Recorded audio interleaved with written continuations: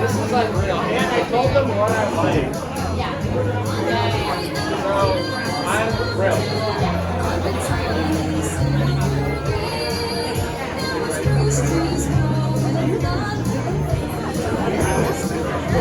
Hello. I'm John. I'm the man.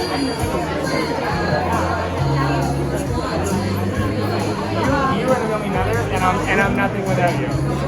I'm not. Where are you going? All the way back. Oh, you go.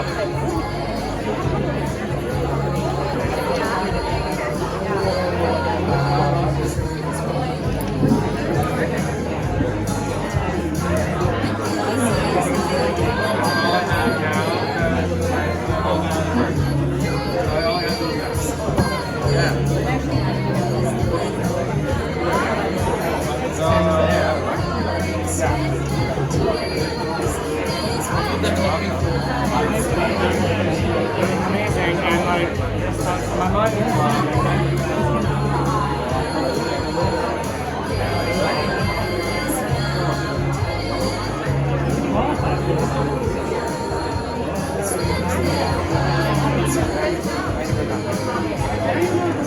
Me neither. What do you reckon, John? Ready? Yeah, let's go. Yeah? Yeah, go this one.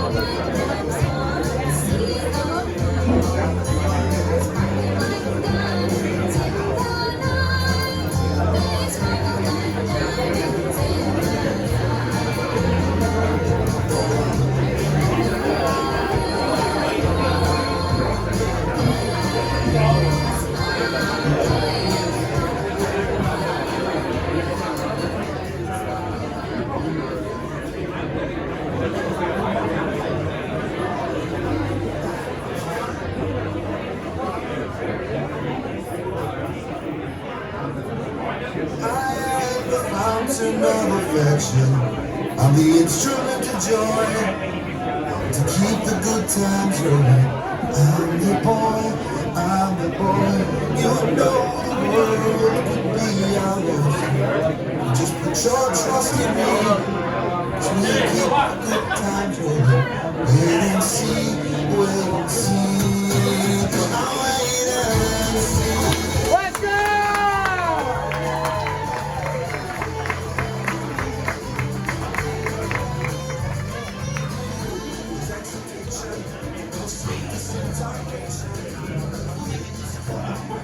Hello? Okay, so am I still watching? I think so. What do I do? Keep streaming? No! This is my worst nightmare. What do I do? Keep streaming? Like, my background is Avril. What do I do?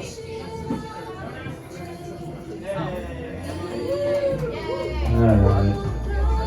It's not your fault, it's my fault. Alright, sorry, we have another problem now. The Rankin family is still streaming from my Spotify. So we're gonna have to take care of that. What a great start for the marquee 8 p.m. show. Alright. Well, there's me, everybody. And welcome to the best day of my life. I love beer, and having this opportunity with Bellwoods to do this is a fucking dream come true. So, thank you. I'm also a very sensitive man, and so I'm going to need you to laugh at absolutely everything I say. That would be nice if that happens. I have been doing this account for about 7 years now, which if you look at my follower count is a little pathetic. It's like, shouldn't you be like much further than that? I haven't really had like a big moment that has like dramatically shot me up, so to speak. So here I am. The other thing I failed to do was put my stuff in order. So you're gonna have to give me a moment, please, while I do that. This is a mess. But, okay, so that's about Madonna. This is about okay, that makes sense. Okay. Also, your follower count is higher. We looked at it today. I know, like, so this is a great example of how lazy I am. Like, I won't change this slide out. This is from my very first show ever, which I did in my hometown of Fredericton, New Brunswick. Any Maritimers here tonight? Where are you from back in the day? Riverview. Riverview, New Brunswick. Moncton's retarded little brother. I'm sorry. Who else? Who else is from John, that's not my problem. St. John? My whole mom's side of the family is from St. John. Didn't like it then, growing up. Really like St. John, New Brunswick now. Very, very much. Especially following the whole like Richard Oland Moosehead murder trial. Did you guys hear about this? You guys drink Moosehead in Ontario at all? Yeah. It's good. It's good beer. And you can get Alpine here too. I live in Quebec. We can't get it there. So I'll drive to like Hawkesbury, Ontario to like pick up Alpine. But one of the grandsons in like the whole Oland family that runs Moosehead killed his father with an axe. We're off to a great start, right? I like that about St. John. If there are people in the crowd tonight who have seen my show before, I apologize because there will be some repeats in content, but that's okay. For context, my name is John Batt, and the reason that we're here today is because the amazing people at Bellwoods Brewery reached out to me not long ago and asked if I wanted to do a Canada.gov.ca beer. You might think this was my idea, and then I like went shopping or whatever. But no, they came to me, and they said like, well, we can do this a few different ways. We ended up deciding like, I'll do what I do. I'll do my thing. I'll do a show, and that will be like the launch or whatever. But they also gave me the opportunity to like put my input in on what I like in beer. And so I told them that I have the palate of a 6-year-old. I was like, I like the IPAs that get you fucked up. And so you'll notice that the count on those cans is 6.7%. So you're welcome, number one there. But also 6.7 as a reference to 1867. Right? More importantly, 1967, the year of the centennial. And as a Montrealer, that's kind of important. I did a show a year ago in Toronto at the Owls Club. It was sick. But one of the things I noticed at that show was that people had brought like their parents, which is like cool, but it's like, do they know why the fuck they're here? Like, it's like me when I cross the border now. They're like, so what do you do? Like, so it's this Instagram. Like, how do you explain that? Well, to the border, or like an aunt or an uncle. Like, basically I'm lost all the time there. But if you don't really understand what's going on here, I write about little elements of Canadian history that you will not find in textbooks. Things that potentially maybe just me, find interesting. And every time a post goes up, I hope and pray to the algorithm that some of you will be interested as well.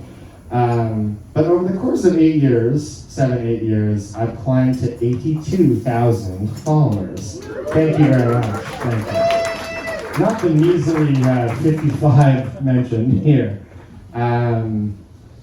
Over the past year, I've done shows in Fredericton, St. John, Moncton, Charlottetown, Halifax, Montreal, Ottawa, Hamilton, and in January, I'll be going to Calgary, Edmonton, Saskatoon, and Winnipeg, Manitoba.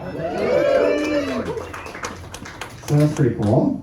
Enough about me. I used to kind of talk a lot about me to start the show, and I realized that the only person that cared about that was myself. I want to talk about Ab Hoffman for a second. You're not going to know who this is right away, but you're going to learn. In the winter of 1956, Ab Hoffman strapped on skates to play organized hockey for the first time.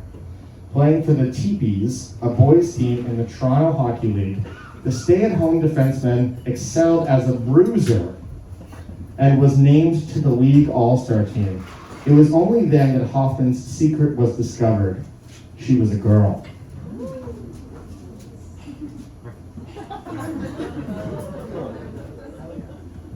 While girls were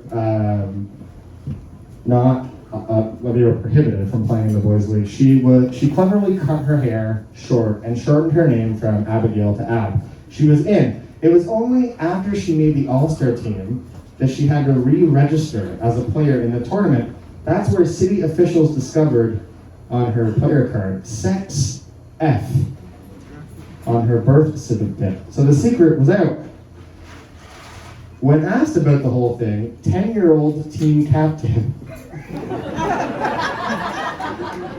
this is how good my research is. Like, I know what the team captain said in, 1956? So, props to me there. His name was Jimmy Halliday. He's 10 years old. He says, Ab doesn't look like a girl. She is just one of the gang. Good hockey player, too. I hope we don't lose him. Her, I mean.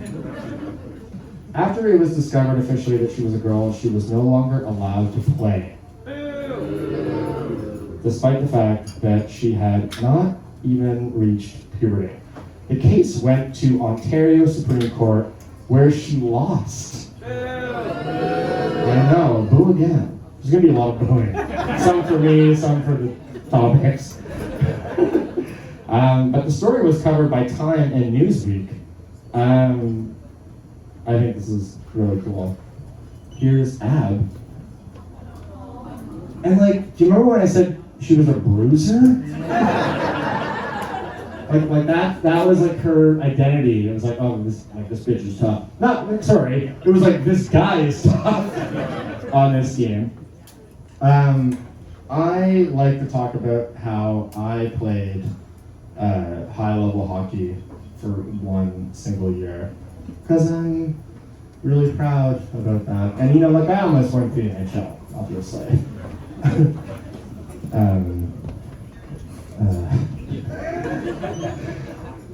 I didn't, but the year I played AAA, we had a player on our team named Natalie Harvey. It was the first time in New Brunswick that a woman or a young lady made a AAA hockey team.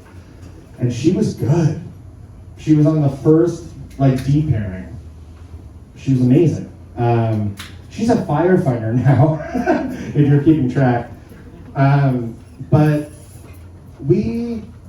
people gave us shit for that back in those days. It was strange, because it was oh, they're doing it. It's for what? For publicity? We're a peewee team. We're not making any money. But I don't know, part of me thinks that Ab kind of knocked down a few doors for old Natalie. There's Ab again. Some great shots here. This is awesome.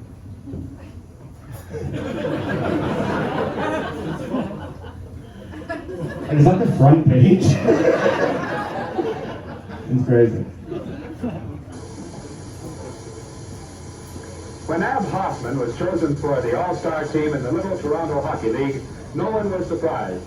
The coaches agreed he was good, although sometimes a little rough on opposing players. Yeah. And after 3 months of hockey, someone checked Ab's birth certificate and found that Ab was short for Abigail. Mrs. Hoffman, how do you feel about Abby playing in an all-boy league? Well, everybody in our family is very enthusiastic about hockey, and we felt that, especially at this age, we have to trust the Like transatlantic accent? As chairman of the league, what was your reaction? Well, I was absolutely amazed. I just didn't believe it possible that we had a little girl amongst 400 boys in our league. It was necessary for me to make an immediate decision. That decision was that Abby continue to play in our league with only one preference shown over and above the other little dykes. That was a private dressing room.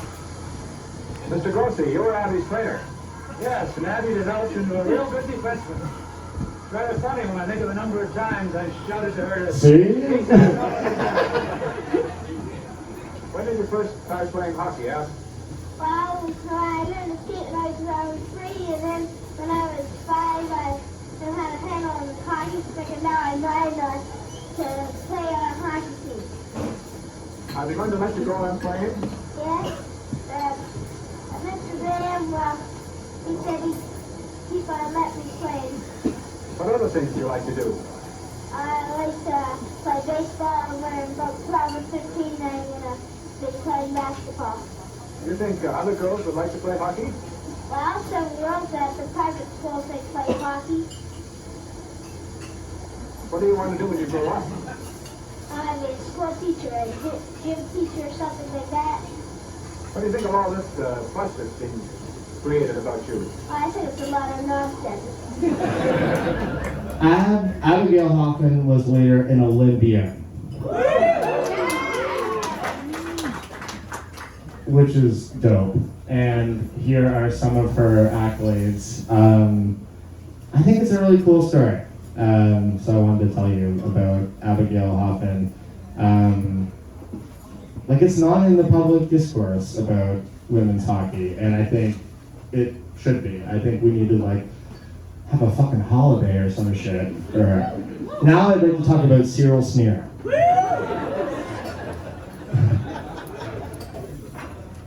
Because I can talk about whatever I want. And you guys have to listen. Here's Natalie Harvey on my hockey team. And there's me.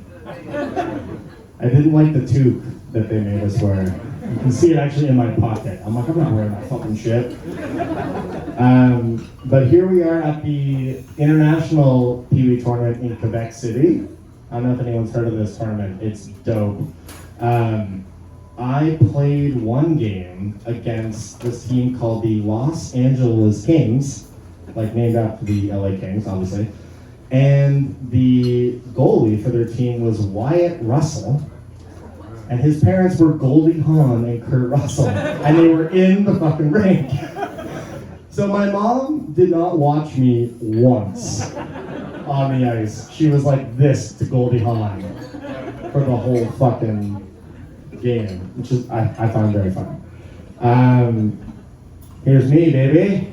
Yeah. I barely made the fucking team. In fact, the coaches told me that. I remember their names, Gary Ross and Donnie Ellis. And one practice, I'm like, kind of lagging, like I'm pooched, I'm tired or whatever. And Gary Ross comes over to me and goes, the only reason why you made this fucking team is you had 3 inches on that Mosier kid. I'm like, I'm 13 years old.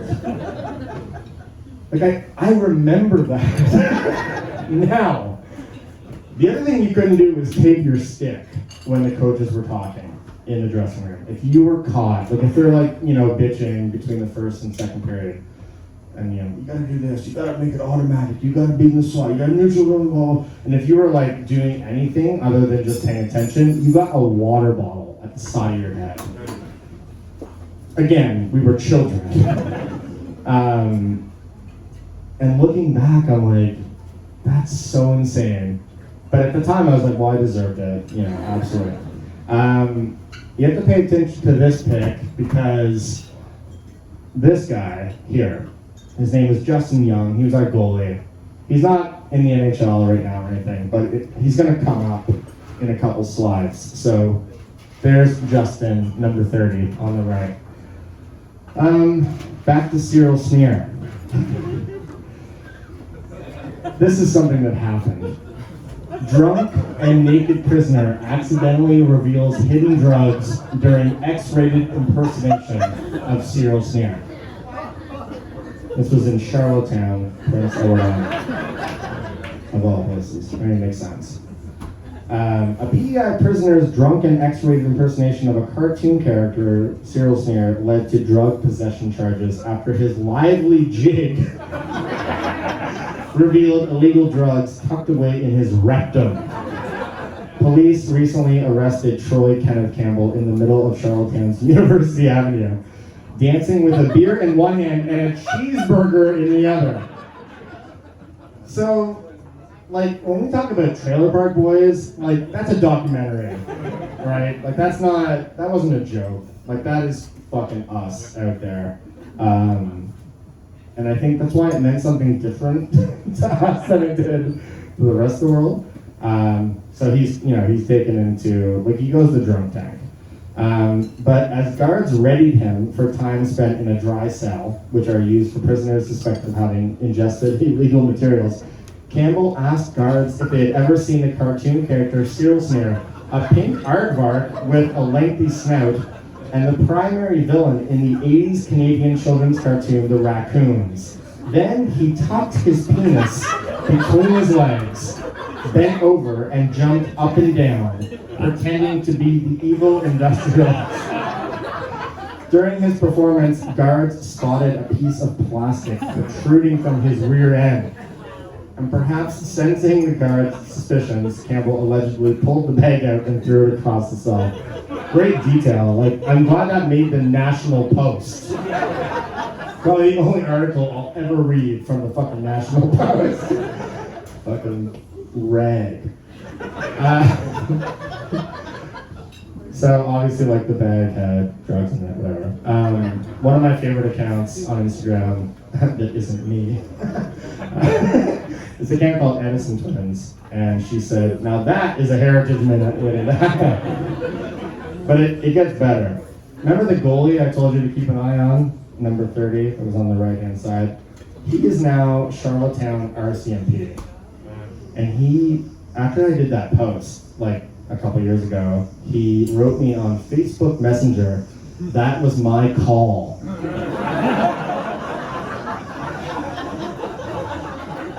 Meaning, he responded to this guy on University Avenue.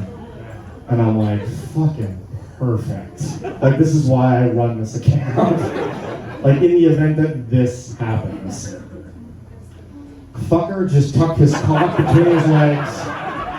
So doing a Cyril Sneer is like, you bend over, you stick your dick and balls through the other side, and it looks like Cyril Sneer.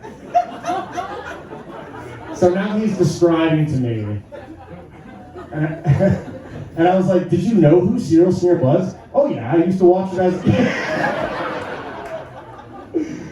So I wrote my report and I quoted him word for word, hence that headline. And then he goes, long history of drug use. I was like, oh, that sucks. But then I said, this is gold. So I was stoked that he volunteered himself to tell me that story.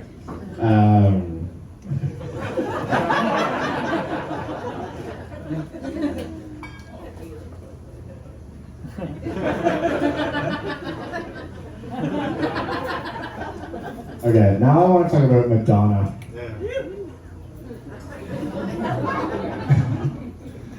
I like Madonna. I grew up with two older sisters, and they ran my life. And they weren't even really like siblings. It was like I had two parents and then two more parents. And my dad was kind of like more docile. Like my mom was like the dominating parent. So it was like three women that just ran the house, and my dad and I were like constantly just like worried. That said, I listened to a lot of Madonna, Paula Abdul, Celine Dion growing up. Like that was like my shit. So I'm kind of interested in this moment where Madonna goes, This is our last night in Toronto, the fascist state of Toronto. As the story went, police told Madonna's management they had received complaints from audience members at the previous evening's show over her simulated masturbation while singing Like a Virgin. And officers said they'd be forced to arrest Madonna on obscenity charges if she didn't scrap her crotch-grabbing antics. This is me reading this to you guys. It was led by a police detective and a Crown attorney who took a strong position concerning Madonna's show that it shouldn't go on. One of her dancers, Kevin Stay, shared his memories of the night. "Oh, we wanted to get arrested. We really did. And that may have been the most powerful moment I ever felt with Madonna. As a team, we were all together. Canceling the show was an option, but it was one that Madonna didn't want to entertain. The tour had already been generating controversy for its racy themes. Toronto concertgoers were handed a $1 coupon for condoms as they entered the stadium. Now, what blows my mind is that was like controversial at the time. It was like, condoms? And now it's like condoms.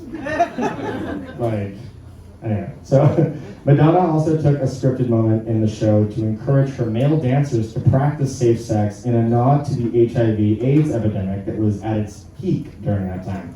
Both moments placed extra scrutiny on the show and led some critics to accuse the singer of encouraging fans to partake in casual sex. Okay. Like, great. What's the fucking problem there? A scene in Truth or Dare, which is like a documentary, you'll see some clips here in a second, depicted Madonna gathered with her dancers and backup singers before the show for a prayer where she said, "Dear Lord, this is our last night in Toronto, the fascist state of Toronto." The state of Toronto? Okay. Remember that, then she goes, this is my favorite. "Remember that in the United States of America, we have freedom of speech." Give me a fucking break, Madonna.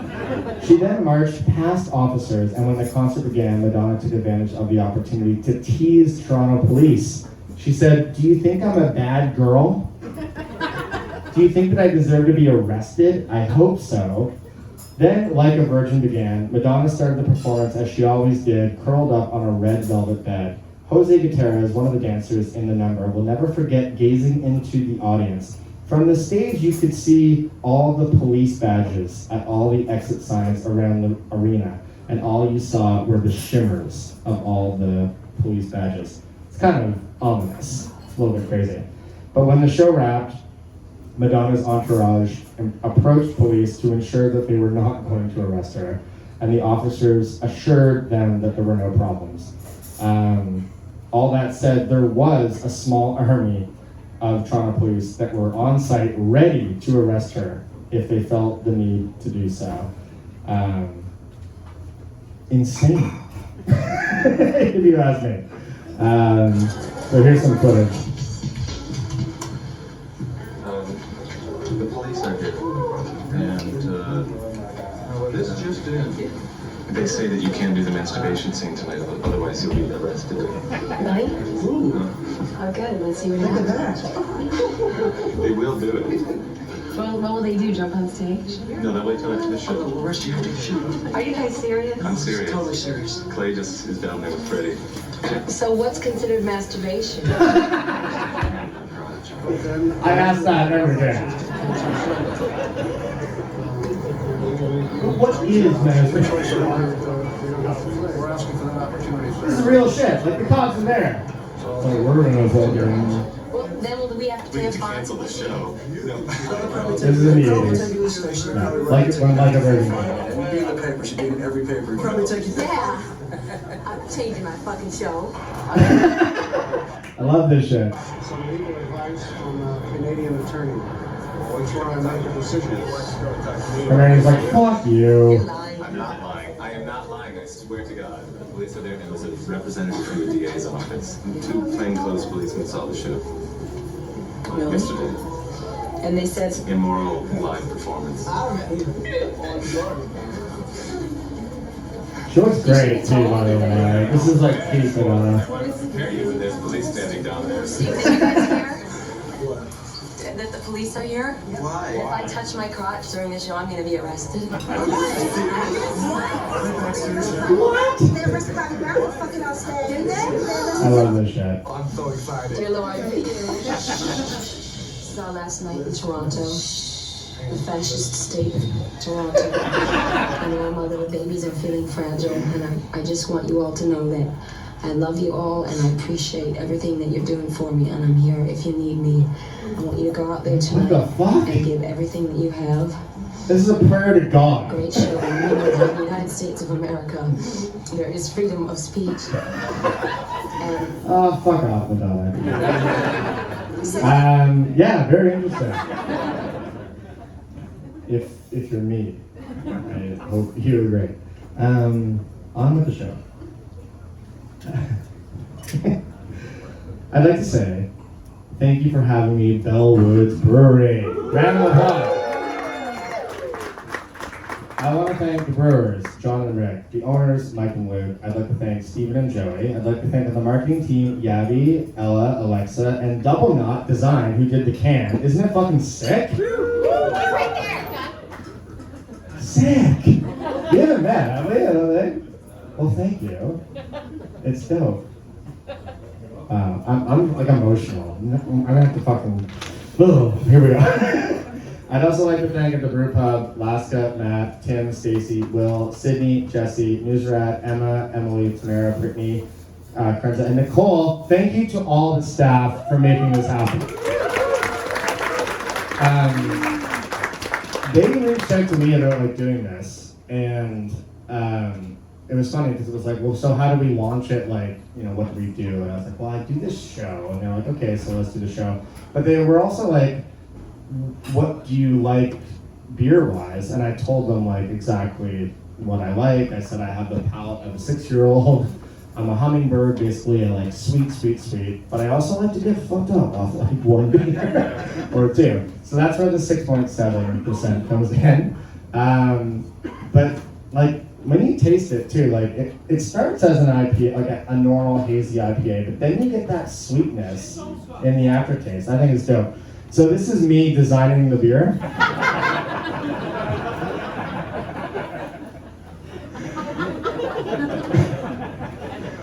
There's one guy really into this, and it's me.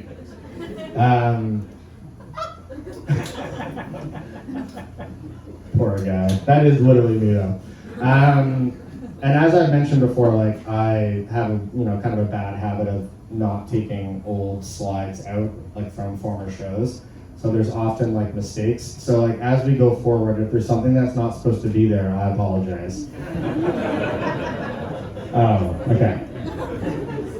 So that's not supposed to be there. That's from a show where I was very angry with the audience.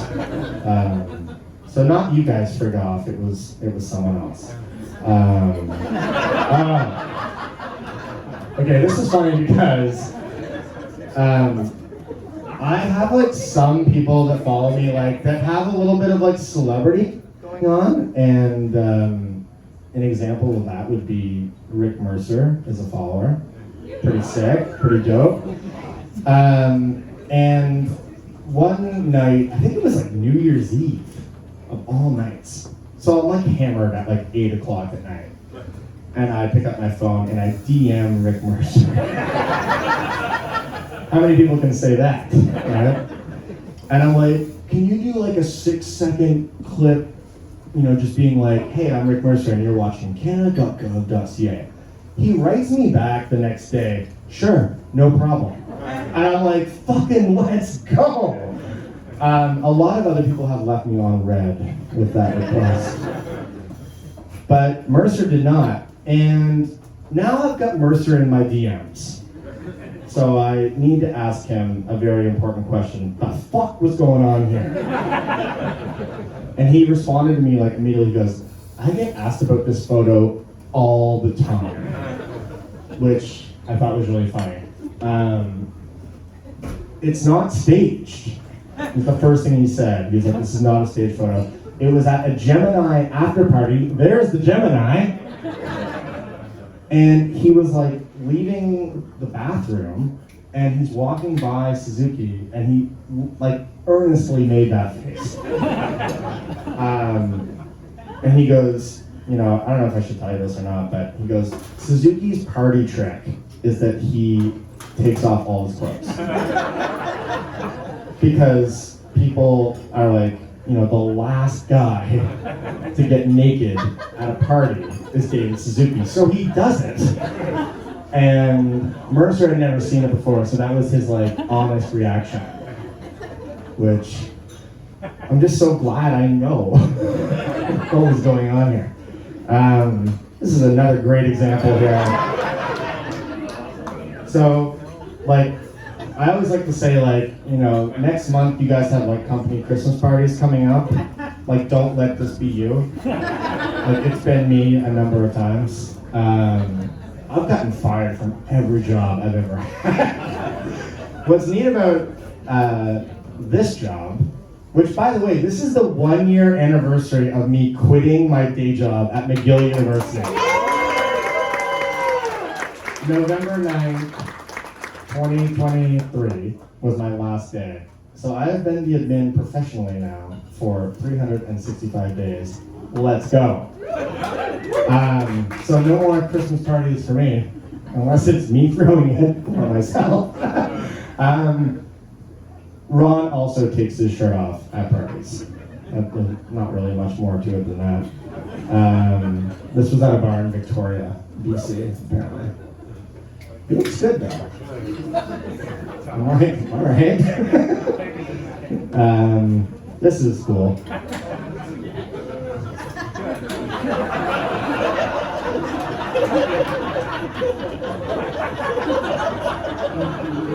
So, what's kind of fucked up about this is like, he's not premier yet. I think Rob had just died, very sad, legend. But like Doug is maybe on the, you know, cusp of running for the leadership of the provincial Conservatives, PCs. Yeah, well, we'll get to the booing. But like, when I see this, I'm like, did he have like a comms team yet? And if he did, were they like, okay, the 2 buttons undone is fine, but do you have to wear the gold chain? Because this is fucked up. But you know what? I mean, this is why I don't do that job, because he then got elected a number of times. So what the fuck can I know, right? This is cool. You guys like that show? I want to talk about some of my favorite Torontonians for a quick sec. And one would be Mattea Roach. And the last show I did in Toronto, which was at the Owls Club, December 2nd, I believe. Was anyone there? Yeah, sick. I'm a big fucking deal, right? It's dope. Because I sell my own tickets, I can see who's coming. So like, I'm a bit of a busybody. I'm like, who's coming? And I see the name Mattea Roach. They had just won 23 games of Jeopardy in a row, setting a Canadian record. So I reached out to Mattea. And I'm like, at the time there was like a trivia portion of my show. I don't do it now. I was still trying to like figure out like, what is this show? Still am in front of you right now, obviously. But I was like, could I make you an answer? I'm trying to be meta, right? I'm like, could I make you an answer to a question during the trivia portion? Like I was gonna be like, what, you know, Trinity College graduate recently won 23 games of Jeopardy? And I asked, and Mattea wrote me back and was like, you know, because you asked politely, sure. Otherwise, I would have told you to like fuck off.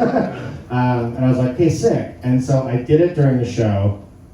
90% of the hands went up and was like, Mattea Roach. And I was like, let's go.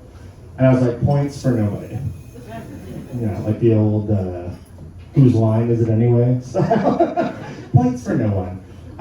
But then I was like, but wait, that's cool. I'm glad everyone got that answer right. But wait, is Mattea in the room right now? And Mattea stood up and the place went fucking crazy. And to this day, that's like my favorite moment of like any show I've ever done. And there's us after the show. Pretty neat. So on the topic of favorite people from Toronto, I love Keanu. Keanu Reeves likes to tell a story about how after his mother designed Dolly Parton's outfit for the cover of Playboy in 1978. That's crazy. His mom was like a costume designer in Hollywood, like when he was like a boy. Like he was, you know, decades away from ever acting in anything, and that's what she did. And she's gorgeous. What a beautiful woman. So that's what she did. And she designed Dolly Parton's outfit for the cover of Playboy. And she held on to it after, you know, the shoot. When Keanu was a teenager in Toronto, he wore it for Halloween. Which I think is really funny. There's him and his mom again. And there's him with Dolly. When Dolly Parton was asked about this, she said, "Oh, no, I didn't know that." And then she goes, "His mom at the time was doing a lot of my costumes, and he was just a little bitty thing." Very Dolly, say it that way. And I'd go to fittings, and I knew him since he was a little boy. We stayed kind of close ever since because of that. So I think that's so sick that like Keanu Reeves and Dolly Parton. Dolly Parton's like just unquestionably like the coolest person of all time. And like Keanu's weird.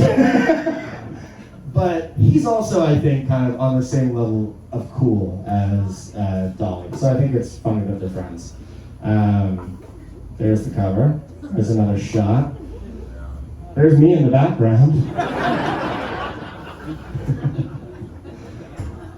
There's Keanu again. Okay, so this is funny. I want to talk about this. The other thing that's really funny about Keanu Reeves is that he's famous for like the respectful hover hand when he's in a photo with a woman.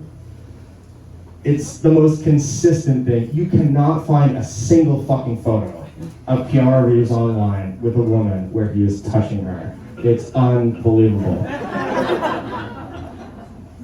He just has it on lock. He's like, I know what's up. He never forgets.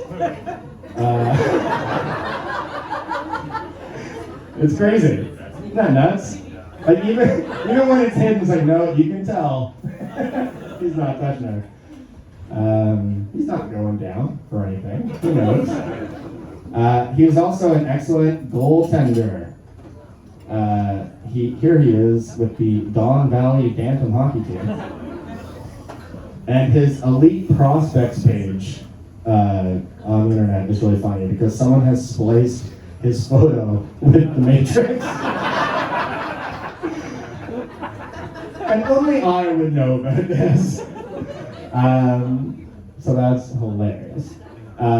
He's got some good stats. You know, he was apparently a really great player. He had a tryout with the Marlies.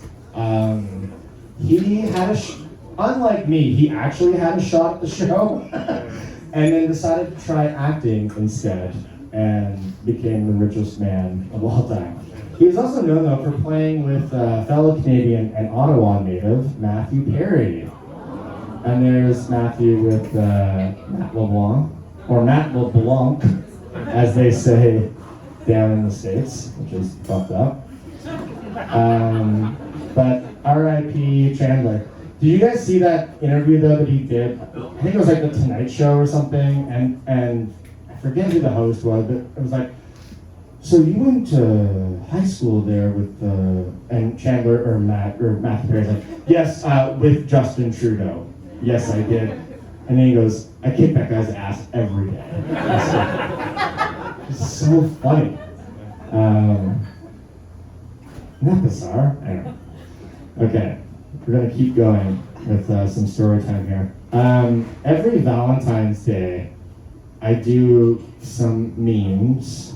I'm kind of like a Renaissance man on the internet, you know? I do my deep dives, and then I do like my shit posting, and I do my whatever, but every Valentine's Day I kind of like pick some C-list, B-list, and A-list Canadian celebs to, do custom Valentines for. Now, I pretty much just do like conservative politicians and just like rip them a new one, because fuck those guys. But back in the day, I would do like, just a variety of people. And I did Jan Arden this one time. And now this was not a situation where I was making fun of her at all. I was just like, could I be your girl? Which is like track 1 off Living Under June, one of the greatest Canadian records of all time, after Jagged Little Pill, maybe. Or Blue by... So this wasn't a dig at all. Like, I'm a fan. But she caught wind of this right away and was not happy with me, which was devastating as a lifelong fan of Jan. And she said, please stop the live export of horses to Japan.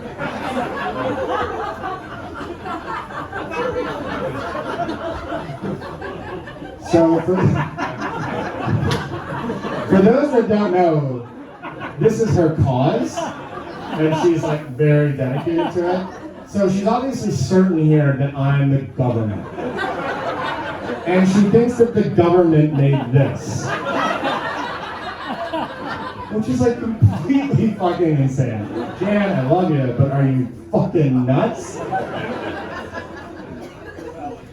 It's unbelievably cruel. 4 large draft horses crammed into wooden crates, no headroom, no food, no water, 2 days shitting on each other. Long, turbulent flight overseas is just insane. Then they're killed brutally and eaten raw by rich people. Hashtag stop live horse export. I'm devastated. I'm beside myself. I don't know what to do. It was also during, like, I use that function on Instagram where you can like schedule posts. Because like I have stuff go up every, like my posts go up in the morning. They go up like 7 a.m., whatever. I'm normally not up yet. Because of the amount of these Canada.gov.IPAs that I drink. So I wake up and this post has been up for hours. And so I wake up and I see this and I'm like, Jesus Christ. So I respond and I'm like, hi Jan, massive fan here. Just wanted to clarify that I'm not actually affiliated with the government in any capacity, but rather a simple citizen and proud owner of Living Under June and a ticket stub for your show at the Aiken Center in Fredericton, 1997, my first ever concert. With my sister. I was born in 86, so 97, I'm 11 years old. I'm in the Aiken Center in Fredericton. It's like, I've got money in my pocket, I like the color of my hair. And I'm there 11, like, let's go. Like, looking back, I'm like, the fuck kind of kid was I? Like, there I was. But it wasn't all bad. Here we have our queen from Spring Hill, Nova Scotia, Anne Murray. Like, people that follow my account know that I get like a little obsessed, like kind of focused on something there for a bit, and like, for a week I kind of have a run on. So this has happened with Anne a number of times.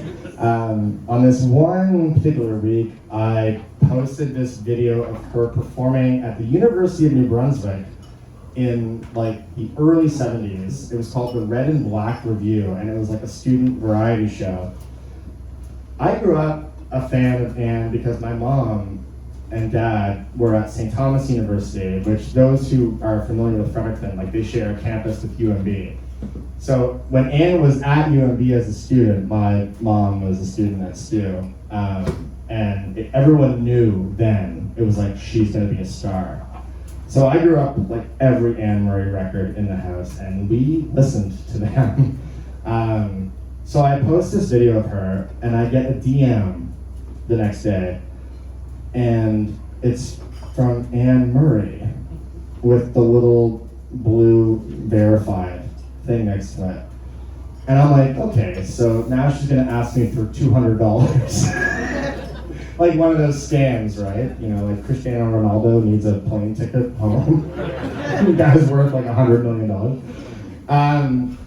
But I realized, like, you know, that it actually was, and probably not her, but someone on her team that runs her socials or whatever. But the message was, I've not seen that footage before, dear. And I'm like, okay, let's go. And she's like, where did you find it? And I was like, it was on this YouTube channel with like 2 subscribers, one of which is me. And the video has like 6 views, all of which are me, for sure. 2 weeks later, I got a huge box in the mail. Well, I get the little ticket that says you gotta go to the post office to pick up this big box. And I take it home, I open it, and it's every single piece of merch from Anne Murray in this huge box. I know, pretty sick. But at the bottom of the box was this signed 8x10 to John. XO Anne. I know, let's go. But what's extra sick about this whole situation is that someone on her team had the wherewithal to be like, you know, this guy's actually anonymous on his account. Like, he can't post that. It says John. So they included this. To the admin, XO, and so how about that? It's one of my favorite stories, so. I don't think there will be a show where I don't tell that story. But now I want to talk about Feist. She's been in bands like By Divine Right, Placebo, and Broken Social Scene. She's also recorded with one of my favorite musicians of all time, a Norwegian guy by the name of Erlendoy. He was in a band called Kings of Convenience. And in my opinion, some of her best vocal performances ever were with Kings of Convenience on those records. And that's how I found out about her. Because it was before Let It Die and before all this stuff, but she was performing or recording with them. And I was like, wow, like this is really great. There she is with By Divine Right. This is a sick early fucking shot of Feist. I love that. What a badass. It's cool because she's born in 1976. I'm born in 86, so she's exactly 10 years older than me. She's born in Amherst, Nova Scotia. Her father was this guy named Harold Feist, and he was an artist. He taught at Mount Allison University in the Faculty of Fine Arts. Other people like Alex Colville, Mary Pratt, Christopher Pratt taught and studied there. He also taught at the University of Guelph. Her mother was also an artist in ceramics, and she was from Saskatchewan. So Feist lived in Amherst, Nova Scotia, Regina, Calgary, and then Toronto, and then all the other places she has lived ever since, like Paris, Berlin, and wherever the hell she lives now. This is her father's art, Harold Feist, which I think is like cool. Like I like it. Like I think it's dope. Personally. She jokes that she has her US citizenship, because she has dual citizenship. She jokes that she got it as a result of her deal with Apple for like the 1, 2, 3, 4 campaign that she did with the iPod Nano. She was paid $80,000 US for that, instead of the usual $300,000 that Apple usually paid for a song. Yeah, and we don't know really why, like it was like, because it was indie and it was like pay those people less. Maybe because she was Canadian. Maybe they thought $80,000 was a lot of money here, which it was. But her song shot to number 8 on the Billboard charts and did 250,000 in digital sales that month, which was up from 6,000 the month before. So she did okay. But I bring all this up because I have a little bit of a Feist connection, which is kind of silly. I was home not too long ago for Harvest Jazz and Blues, or Harvest Music Fest in Fredericton, New Brunswick. But I was there with my wife Allison because we were seeing this band called the Wharf Rats. Anybody? Okay. They're a Grateful Dead cover. And they were playing Harvest, and the reason why we were seeing them was because they were our band at our wedding 1 year ago. So it was like this nice thing to go see Wharf Rats.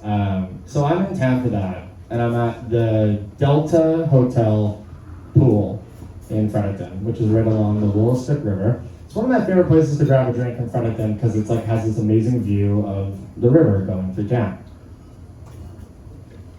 I'm sitting there having a glass of wine, waiting for my friend Patrick to show up. So I'm by myself. I'm fully dressed, wearing like at a pool bar, and I see this woman walk into the pool area, and I'm sorry to say I'm creepy, but I was like, Jesus Christ. Like this stunning woman walks in, and I'm like, okay, well, get your shit together, whatever. But after like a couple seconds for her, I'm like, that woman looks a lot like Leslie Feist. I'm like, okay, I'm not gonna like say anything or whatever, like I'm gonna sit here, mind my own business, whatever. But then she goes and grabs like a pool lounger and takes out like a couple pieces of paper that say Feist. And then this is me taking this criminal photo. Like, throw me in jail. So, yeah, through the leaves and everything. And there's the zoomed in. And I zoomed it in on my own phone, and when I saw for sure, I was like, okay, fuck, well, I know it's her 100%, so I'm not gonna be, wrong if I go up. I'm wearing jeans, shoes, socks, an LL Bean flannel plaid, a blazer. I don't know what I look like. But she's in a bikini. And so I'm like, okay, this is, I'm like questioning it. But I'm like, okay, I'm gonna go over and say, well, I'm gonna politely welcome her to my hometown of Fredericton, New Brunswick. And so I go over to that section of the pool area. I make sure to stay 3 loungers distance back. and this is weird, but like I kept my hands behind my back. Like as if like, yeah, I'm not gonna like lunge at you or something. Hindsight fucked up, but anyway. So I go over, I'm like, hey, I just wanted to like introduce myself. My name is John. And I'm from Fredericton, but I was like, I met you on the street the first day I moved to Montreal 20 years ago, which is a true story. I timed my move to Montreal in like 2005 with like the Montreal Jazz Fest, and we arrived at like 3 o'clock in the afternoon, and Feist was playing, and no one knew who she was yet. Like, well, people did. I mean, she was obviously booked at the Jazz Fest. So she wasn't a nobody, but she wasn't huge. And I saw her at the Spectrum in Place des Arts, which was no longer a venue. And it was like a 5 o'clock show. And after the show, I was walking around with my girlfriend at the time, and we were like looking at a metro map of the city, like trying to figure out how to get to where we needed to go next. We bumped into her physically with Feist. Which was crazy because we were like 19, and when you're that old, like seeing a celebrity is like a huge fucking deal, especially someone that you like based your move to a city around to like see their show. And we had like a really nice exchange, and we were like, we're from New Brunswick, we moved here today, but we moved here today to see you. She's like, oh, like I have family in Petticoat, and this and that. She was so nice. So when I introduced myself at the Delta pool recently, I was armed with evidence of this meetup.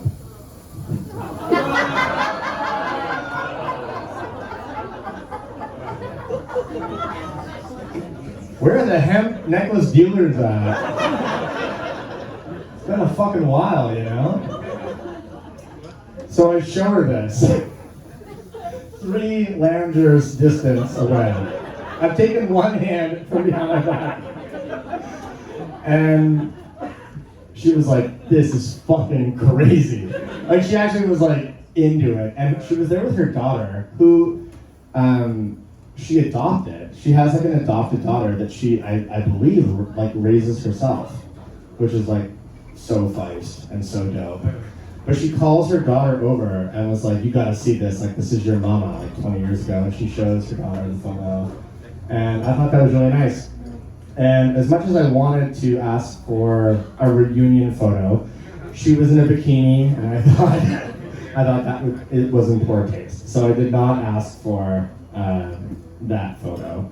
But I know it happened. And you guys just have to believe me. Moving on. I want to talk about BJ Snowden. Now this is good. I like it when there's no reaction because it means that you don't know about her yet, which is good. BJ Snowden is an American songwriter and musician. She has become a bit of a cult personality in this country because of her many songs about Canada, despite being from Boston, Massachusetts, and only having come here like once or twice. Her work has been referred to as outsider music. You know, some people might think of people like Tanetta. Anybody know Tanetta? Or like Chuggo? Or Chuggo's a Toronto guy. Yeah, let's go. Chuggo mention. But she like made these videos in like the 80s, and then like when YouTube kind of came around, like they got uploaded to YouTube. But they're really crazy, and is it beautiful music? I don't know, but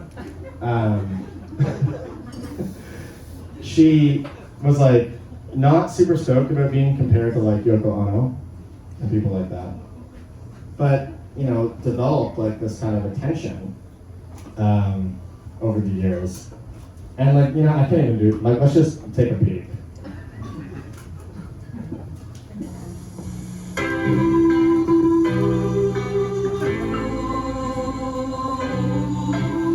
You guys in for a wild ride here.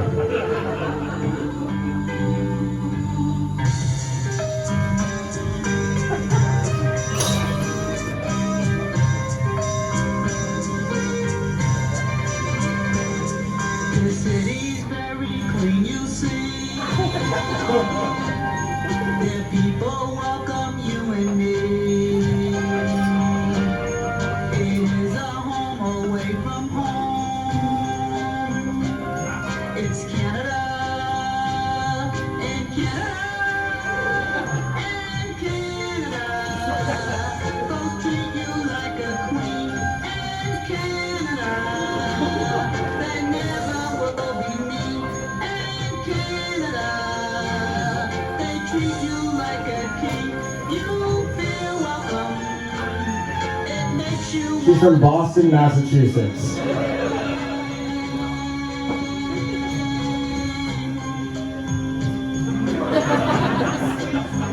Who did this shit? This is like kind of like NFB, like 2 in the morning watching CBC back in the day, like, what the fuck is going on? Like, try smoking a joint and watching that. Okay, so Pete got an overflowing pint of beer. It's fucking amazing.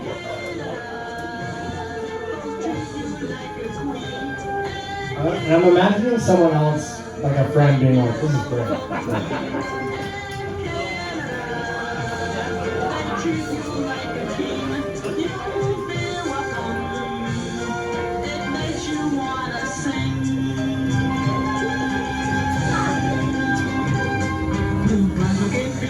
Coastal shore.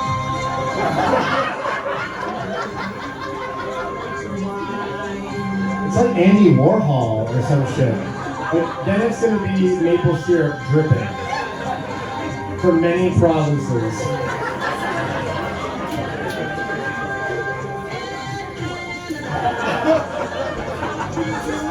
Alright. So there's an update to this. Because during the pandemic, she decided to make a bunch more videos, which she hadn't done in like 20 years. Like redos of some tracks. My favorite of which must be New Brunswick, obviously. Strong start.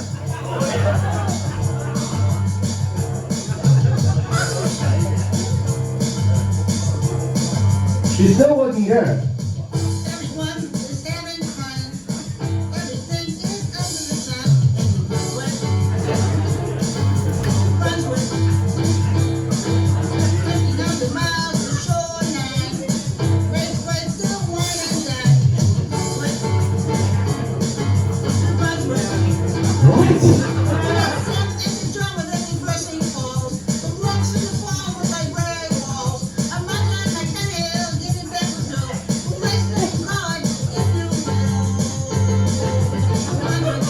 I'm amazed every time. She's playing, like she's looking down, like.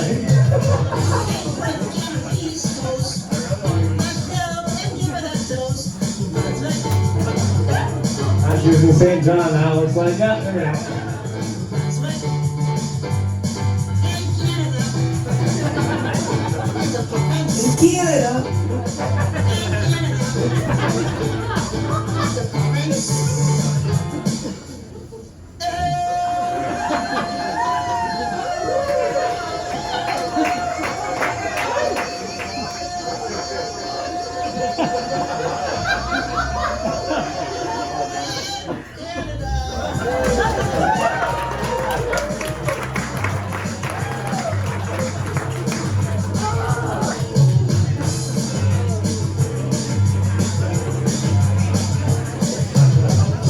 Pretty fucking dope. So, yeah, round of applause for BJ Snyder. And what's crazy about that was that I did this as a topic in Halifax. I got a show in Halifax this summer at the Marquee. Great spot. Legend go. And I'm talking about BJ Snyder and I do this bit or whatever. And after the show, like a bunch of people came up to me and they're like, she's booked for the Halifax Pop Expo. She's coming. She's touring and she's coming and she's doing this venue that you just finished doing or whatever. So keep your eyes peeled for BJ Snowden. You can go and see her, which I think is amazing. And I would also like to say that, like, you know, if someone like BJ Snowden makes art and puts it out there, it's up to us to enjoy it if we'd like to. And I sincerely get joy from BJ Snowden. So take it however you want to take it. Here's a few highlights from running this account. My very first show ever, I had a guest join me on stage. It was Iggy from Under the Umbrella Tree. So that's dope, number one. This guy's name is Bob Stutt. In addition to doing Iggy, he was also Molly from the Big Comfy Couch. And he was Basil from Sesame Street. So he was like a Canadian gun, like puppeteer. And wild, I know. And when I was organizing my Fredericton show, his daughter reached out to me. Her name is Jessica Stutt, and she was graduating from UNB in Fredericton. And she was like, you know, my mom and dad just moved, like a lot of Ontarians did in the pandemic, moved to the Maritimes. This is the first time this has ever happened to us. People don't move to New Brunswick. But it happened. It started to happen. And she was like, yeah, my mom and dad just moved to Fredericton. And I was like, Stutt, like your last name's Stutt. Like, I was like Bob Stutt? Is that your dad? Like I already knew who this man was.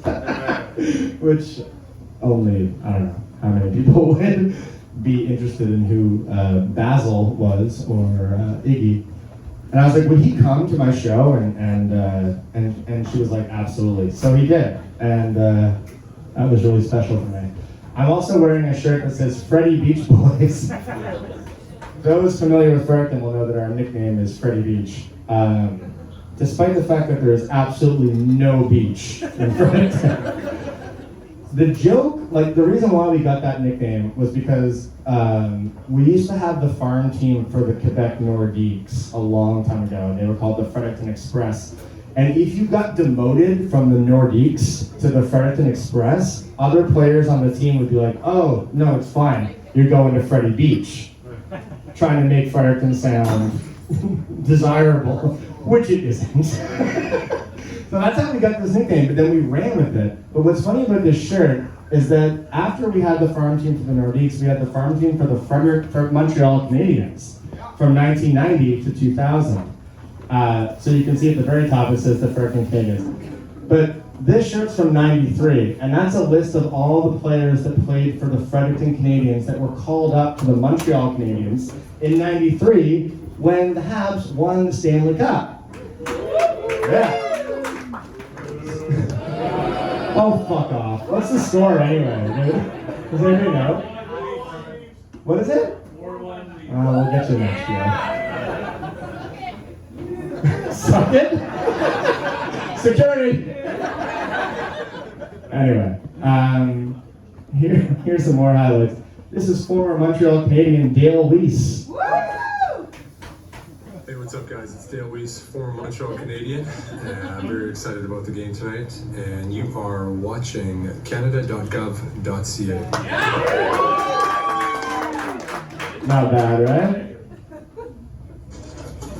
What's up, everybody? This is washed up battle rapper, men's boot reviewer, animal rights activist, prisoners' rights activist, Chuggo, and you're tuned into Canada.gov.ca. Yeah!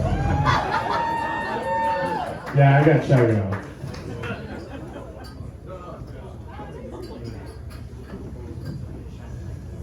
Hi, I'm Greg Keeler from Blue Rodeo. When I wake up in the morning, I like to start my day with a cup of tea and Canada.gov.ca.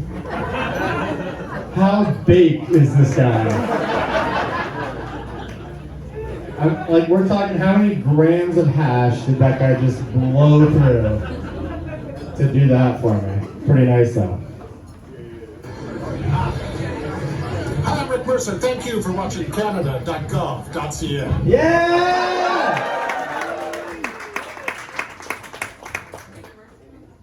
That's pretty sick, right? We're gonna try to wrap things up here. I have a habit of just like talking for 1 million years, and I try not to do that. Someday when I'm like extremely good at this, I will feel warranted talking to you for like 2+ hours. I'm not there yet, so let's keep her tight. But I have a few slides to go.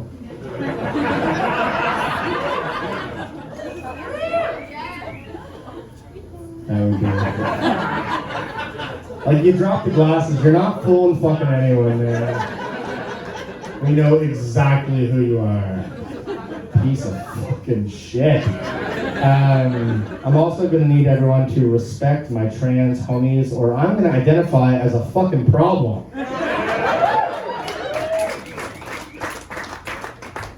And I say this as a New Brunswicker, because we just elected, the first female premier in New Brunswick history, which is great. But her name is Susan Holt, and she beat Blaine Higgs because Higgs ran on hate, and it didn't work. Thanks be to God. And the first thing she did it like yesterday or the day before. She immediately repealed like a abortion funding ban that they had for the longest time. You can now get an abortion again in a number of different areas in New Brunswick. Thank God. And like Higgs, like instead of talking about, you know, healthcare, education, anything, it was like trans, and now he's gone. And he lost his own seat. And he's been following this account for a while. You know I fucking hate Higgs, or Higgsy as I call him. But yeah, fuck, good riddance. We thought Saskatchewan was gonna catch on because the election was like 5 days later. That didn't happen. Scott Moe won again. And it's a matter of time before old Millhouse gets put in power, which sucks, but let's try to stay strong together, and let's try to fight for it, you know? It's the only choice we have, I think. I also don't do land acknowledgements because they're for white people. So instead, at the end of my show, I do this, and I encourage you to applaud if you agree.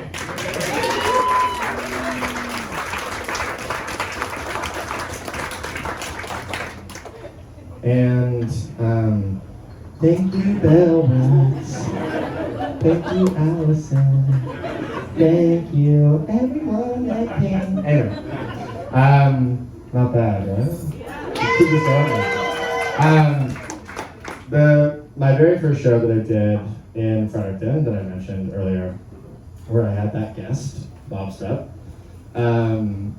it was this guy named Zach Atkinson that asked me to do a show. Like, I had no confidence in ever doing this. I was like, no one would fucking come. There's absolutely no chance people would buy tickets to hear me do exactly what I've done for the last hour. But he was like, I'll pay you. And I was like, I'm there. Let's do it. And so I did, and I kind of enjoyed it, and I was like, oh, let's see if we can do a few more of these. But the other thing he suggested that I do was take questions at the end of the show. And so I tried to. You know, my nerves were just shot the whole time. And when the show ended, I was like, okay, like, are there any questions? And I waited under a millisecond. And when no hand went up, I was like, great, see ya! And I fucking took off. But when I did my very next show, like my second show ever, which was at the Woodside Beverage Room in Dartmouth, Nova Scotia, fucking awesome place. I was like, you know what, I'll just stand there until a hand goes up, and you know, I'll try that part out. And it ended up being my favorite part of the show. So now I have a little bit of confidence to do that. So if there are any questions right now, I would be happy to field them. Dak, go ahead. What was your day job before you went? I was in student affairs at McGill University, where I did not go. I graduated from Concordia, like a real working class guy, you know? I worked at McGill for 6 years.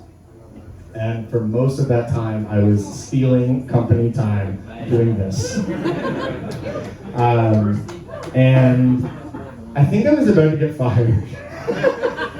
But it also kind of corresponded with, and I think I can say this, like maybe nobody tell this information, but I got a book deal with HarperCollins.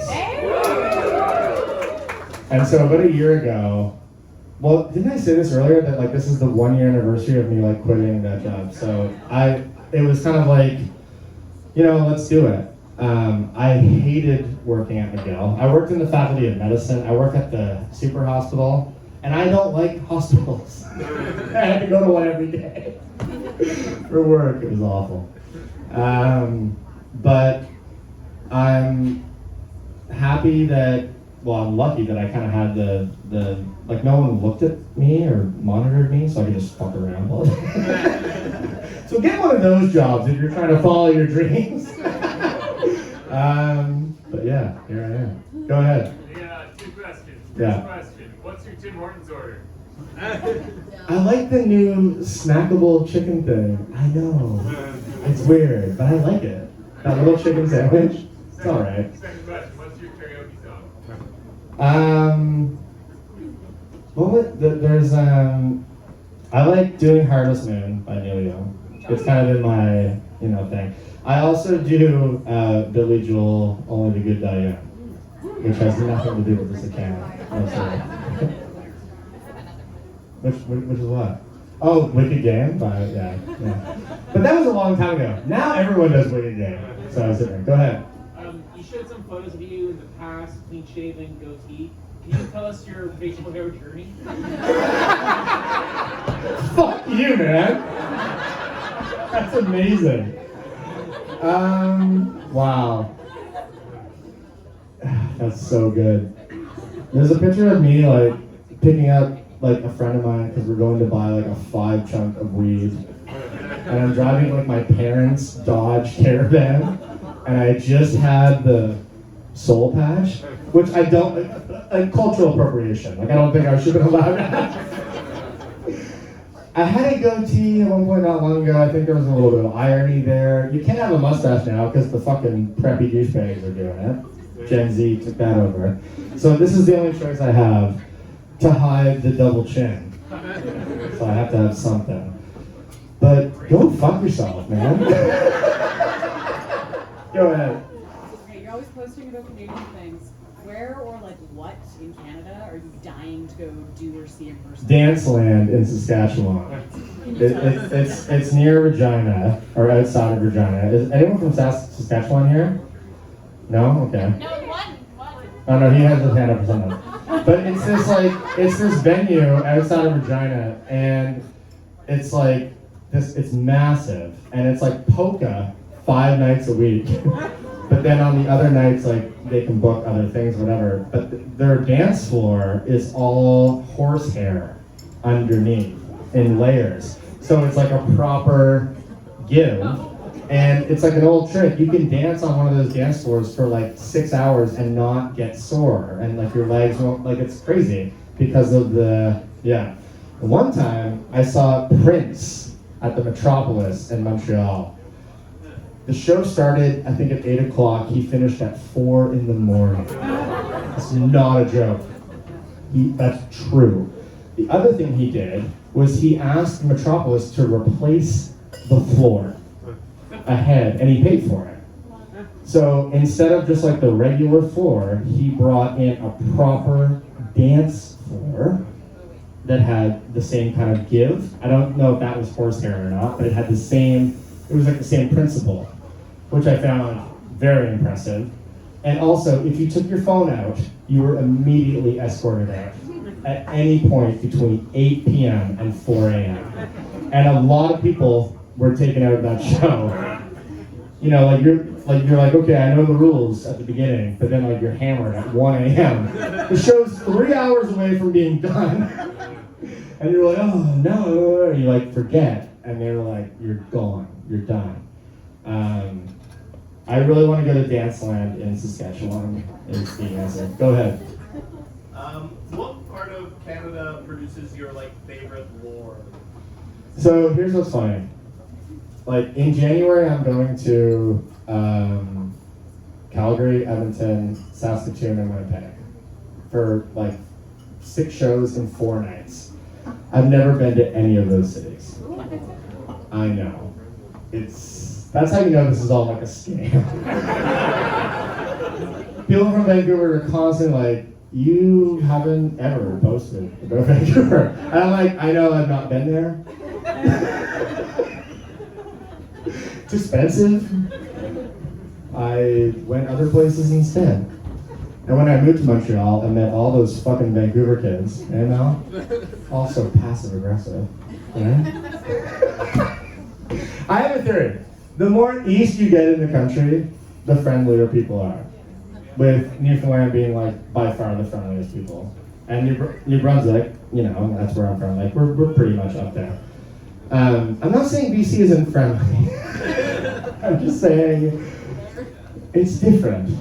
And it was actually a culture shock for me moving to Montreal and meeting those people because we were so in your face, what you see is what you get, and they were so different. And they were all my best friends. Like I literally met all these Vancouver kids first. And it was a real culture shock. I forget what the question was. What? Oh, favorite lore. Like what area produces your favorite lore? Well, the Maritimes, obviously. And it's kind of like write about what you know. The account started by accident. I had this other job before McGill. I was working in sports gambling, like online. I've never placed a bet in my entire life. I'm too stupid. I know better. And I worked there for a long time. Got fired from there, for sure. But that's where I started the account. And the account started by me just one day thinking about the handle, canada.gov.ca. I thought that was funny. I had no plan. That was how it all started. Canada, and I looked up, I was like, is that available? Because if so, hilarious. And it was, and so I grabbed it, and like my first 20 posts are just like mundane photos of the Canadian countryside with no caption, no nothing. And I started following my friends as a prank. And then accidentally, all these people started following, thinking I was probably the Canadian government or whatever. And once I hit like 1,000 followers, I was like, you know what? Now I have this audience. I can write about whatever I want, and people have to fucking listen, because here they are. So it didn't really ever start with any plan, but in terms of lore, it was immediately all about the East Coast, because that's where I'm from and that's what I know. I'm writing about the Shawinigan Handshake. I'm writing about the PEI Pie Brigade. I'm writing about fucking Frank McKenna, Peter McKay, making fun of people. I'm celebrating other things. I'm just doing whatever. But I still think the East Coast is overlooked, underappreciated, and yeah, you gotta go. Thank you very much, everybody. I love you very much. Thank you.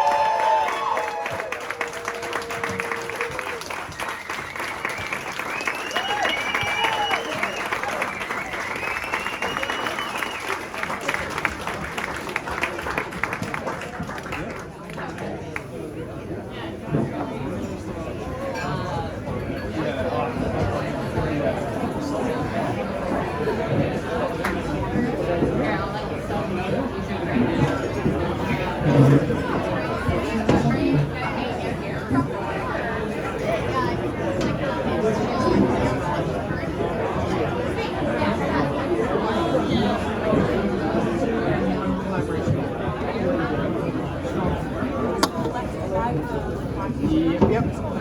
Cool. Next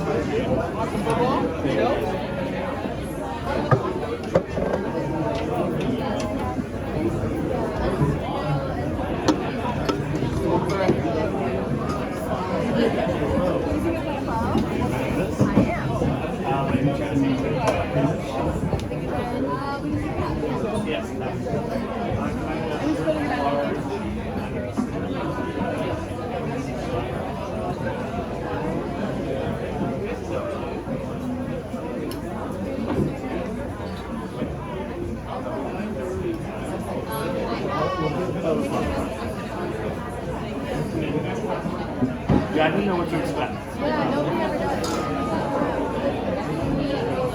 Well, yeah, it's just with the new beer.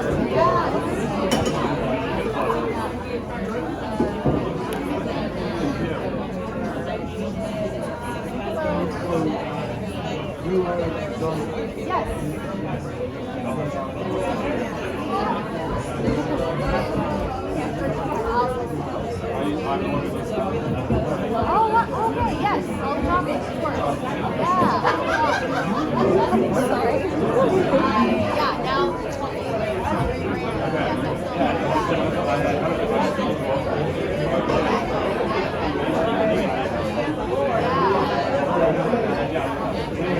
I'm like my title is senior content specialist, but essentially I write.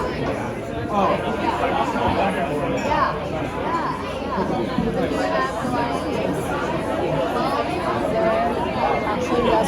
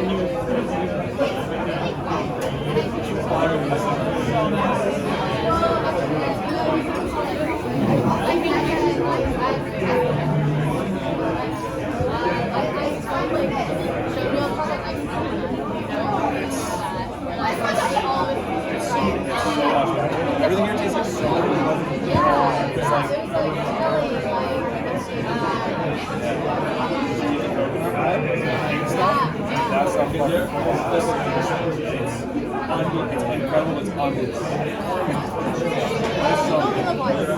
In the Netherlands, they can just eat like 2 pieces of white bread with butter and that at lunch. That's like a grown adult. It's really crazy. It's good for